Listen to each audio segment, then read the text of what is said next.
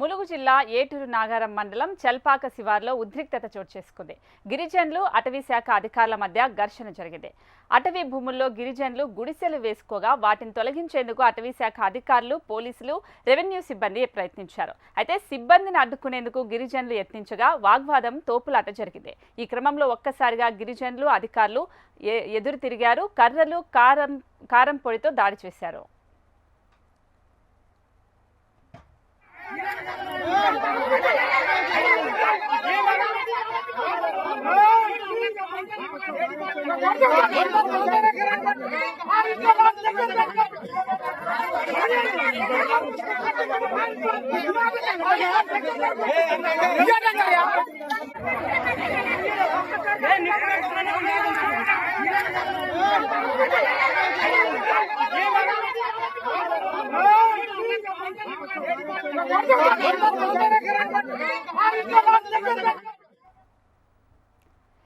Breaking news చూస్తున్నాం. ములుగు జిల్లా ఏటూరు నాగారం మండలం చల్పాక శివారులో ఉద్రిక్తత చోటు చేసుకుంది.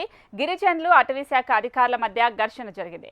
అటవీ భూముల్లో గిరిజనులు గుడిసెలు వేసుకోగా వాటిని తొలగించేందుకు అటవీ శాఖ అధికారులు, పోలీసులు, రెవెన్యూ సిబ్బంది యత్నించారు. సిబ్బందిని అడ్డుకునేందుకు గిరిజనులు యత్నించగా వాగ్వాదం తోపులాట జరిగింది. ఈ క్రమంలో ఒక్కసారిగా గిరిజనులు, అధికారులు ఎదురు తిరిగారు. కర్రలు, కారం పొడితో దాడి చేశారు. ఇదే అంశానికి సంబంధించి మా ప్రతినిధి అనిల్ మరింత సమాచారం అందిస్తారు. అనిల్, అసలు ఈ ఘర్షణ జరగడానికి మెయిన్ రీజన్ ఏంటి? అసలు కారం పొడితో అంత విచక్షణ రహితంగా చేయడానికి రీజన్ ఏమంటారు?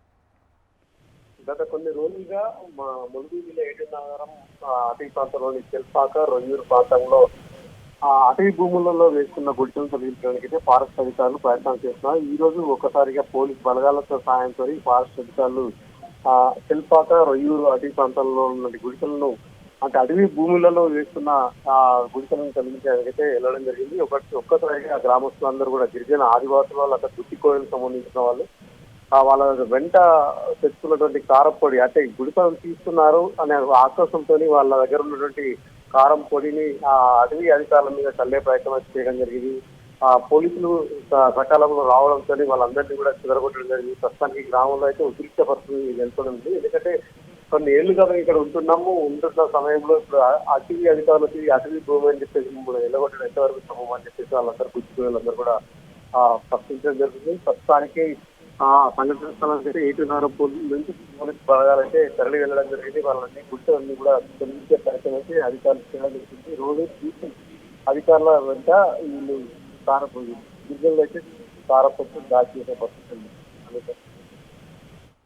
అంటే మీరే చెప్తున్నారు కదా, ఎన్నో ఏళ్ల నుంచి గుడిసెలు వేసుకున్నారు అని. మరి సడన్ గా ఇప్పుడే అధికారులు వచ్చి అవి తొలగించడానికి కారణం ఏమంటారు?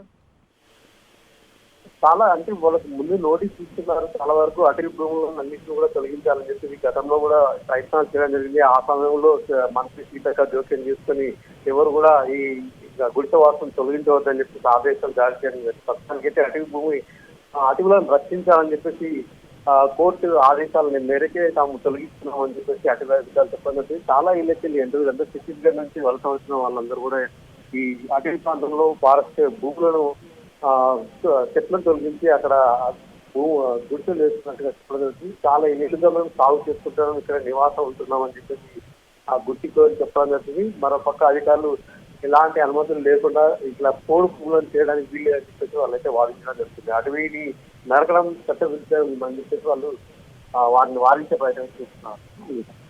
ఓకే, అంటే అనిల్, ఇప్పుడు వాళ్ళందరినీ గుడిసెలు తొలగించేశారు. బట్ ఇప్పుడు రోడ్డు పైన పడాల్సి వస్తుంది కదా, దీనికి సంబంధించి ఏమన్నా వాళ్ళకి ఎక్కడైనా స్థలాలు ఇస్తామని చెప్పారా? అందుకనే ఒకవేళ ఏమి ఇవ్వం, రోడ్డు పైన వెళ్ళాలి అంటేనే వీళ్ళ అక్కస్తో కారం పొడి చల్లి ఇలా చేశారా? అసలు ఏమైంది? చాలా ఏళ్ళుగా వాళ్ళకి పట్టా భూములను అప్పగించాలని చెప్పేసి ఎఫ్ఆర్ అంటే ఫారెస్ట్ రెవెన్యూ యాక్ట్ ప్రకారంగా వాళ్ళకి భూములను ఎవరైతే గుడిసెలు వేస్తున్నారో వాళ్ళందరికీ కూడా పట్టాలు అప్పగించాలని చెప్పేసి అధికారులకు దరఖాస్తు చేయడం జరిగింది. చాలా వరకు ఈ పెండింగ్ లో ఉండడం జరిగింది. ఈ అటవీ భూములకు సంబంధించిన భూభారతులు కానీ ధరలు కానీ ఎలాంటి పట్టాలు రాలేదు. అప్పటి నుంచి వాళ్ళు విజ్ఞప్తి చేస్తున్నారు. మంత్రి సీతక్క కూడా స్వయంగా జోక్యం చేసుకుని ఈ భూములకు త్వరలోనే పట్టాలు భూభారతి ద్వారా ఇవ్వడం జరుగుతుంది. వాళ్ళు ఎవరిని కూడా ఖాళీ చేయించదని చెప్పడం జరుగుతుంది. ఇక్కడ ఈ ప్రాంతంలో ఇందిరమ్మ ఇల్లు కట్టియాలని చెప్పేసి వాళ్ళు దరఖాస్తులు పెట్టుకున్నప్పుడు కూడా ఇప్పుడు ఎవరికి ఏం రాలేదు. ఉన్న పరంగా తొలగించడం సబబు కాదని తమకు ప్రత్యామ్నాయ మార్గాలు చూపించాలని చెప్పేసి వాళ్ళు చెప్పడం జరిగింది. ఇది దాదాపు 30 కిలోమీటర్ల అటవీ ప్రాంతంలో ఉంటుంది అనిత. అంటే అనిల్, ఇప్పుడు ఆల్రెడీ ఇప్పుడు ఇందిరమ్మ పథకం కావచ్చు, లేదా ధరణి నుంచి కూడా ఎవరైతే పేదవాళ్ళు ఉన్నారో వాళ్ళకి స్థలాలు ఇస్తున్నారు, గుడిసెలు లేని వాళ్ళకి లేదంటే ఇల్లు లేని వాళ్ళకి ఇప్పిస్తూ ఉన్నారు కదా. ఈ నేపథ్యంలోనే వాళ్ళకి కూడా గిరిజనులు అంటే వాళ్ళకి ఖచ్చితంగా ఉండడానికి ఇల్లు అయితే కంపల్సరీ కావాలి కదా. మరి దీనికి సంబంధించి అధికారులు ఏమైనా చెప్తున్నారా? ప్రస్తుతానికి ఆ ప్రాంతంలో ఎలక్ట్రిసిటీ కూడా లేదు. అయినా కూడా దీపంపు వెలుగుల్లోనే వాళ్ళు ఉండడం జరుగుతుంది. అధికారులు మేము ఇప్పుడు మాకు ఉన్నతాధికారుల నుంచి వచ్చిన ఆదేశాల మేరకే తాము ప్రయత్నం చేస్తున్నట్టు చెప్పడం జరుగుతుంది. ప్రస్తుతానికైతే ఒక 2 ఇళ్లను మాత్రం నేలమట్టం చేయడం జరిగింది. జేసీబీలు అన్ని కూడా అడ్డుకోవడం జరిగింది. ఇప్పటి వరకు పెద్ద డ్యామేజ్ ఏం జరగలేదు, కానీ ఆదివాసుల నుంచి ఎదురైన ప్రతిఘటన చూస్తే వాళ్ళందరూ అవాక్ అవ్వడం జరిగింది. అంటే అనిల్, ఇప్పుడు వాళ్ళకి స్థలాలు ఇస్తామని హామీ ఇచ్చినట్ట లేదా? ఒకవేళ మీరు మాట్లాడి ఉంటుంటారు కదా అధికారులతో, అధికారులు ఏం చెప్తున్నారు? అధికారులు సీతక్క మంత్రి సీతక్క వీళ్ళకి హామీ ఇవ్వడం జరిగింది. వీళ్ళందరికీ కూడా ఇందిరా ఆవాస్ యోజనగా ఆ ఇల్లు ఇస్తామని చెప్పి గతంలోనే ప్రకటించింది. కానీ ల్యాండ్ అక్విజిషన్ కానీ ఇట్లాంటి ప్రాబ్లం ఫారెస్ట్ ల్యాండ్ లో నిర్మించిన కష్టం అని చెప్పేసి అది మీటింగ్ జరుగుతుంది. మీటింగ్ జరిగిన అనంతరమే ఇదంతా అధికారికంగా చేసే అవకాశం. అప్పటి వరకు వీళ్ళకు తొలగించవద్దు అని చెప్పేసి ఆదివాసులు వేడుకుంటారు. ఓకే, అంటే ఇప్పుడు వాళ్ళకి ఇల్లు ఇచ్చేంత వరకు ఇక్కడ ఉండడానికి కూడా వీలు లేదంటారా? ఎగ్జాక్ట్. ఎందుకంటే చెట్లను నరికేస్తున్న ఇల్లు రూపంలో రావడం జరిగింది. తర్వాత పోడు అంటే ఫార్మింగ్ చేయడం జరుగుతుంది. చెట్లను నరికేసి ఆ ప్రాంతంలో ఎకరాలు డిఫారెస్టేషన్ చేస్తున్నారని చెప్పేసి మెయిన్ గా వీళ్ళని అక్కడికి తొలగించాలని చెప్పేసి అటవీ అధికారులు చేస్తున్నారు ప్రయత్నం. ఓకే, అంటే ఇప్పుడు ఆ పోలీసులు వాళ్ళు చెప్పిన దానికి అక్కడ గిరిజనులు సంతృప్తి చెంది అక్కడ నుంచి వెళ్ళారా, లేకపోతే అక్కడ ఇష్యూ అలాగే ఉందంటారా? ప్రజెంట్ అయితే కామ్గానే ఉన్నారు. అక్కడ నుంచి పోలీసులు వేరే ప్రాంతానికి వెళ్ళి అక్కడ ఉన్నతాధికారులతో సమాచారం చెప్పడం జరుగుతుంది.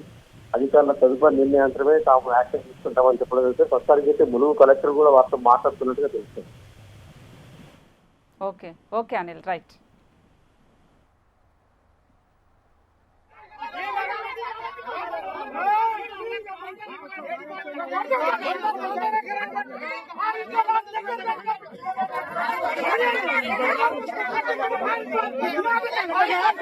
Hey,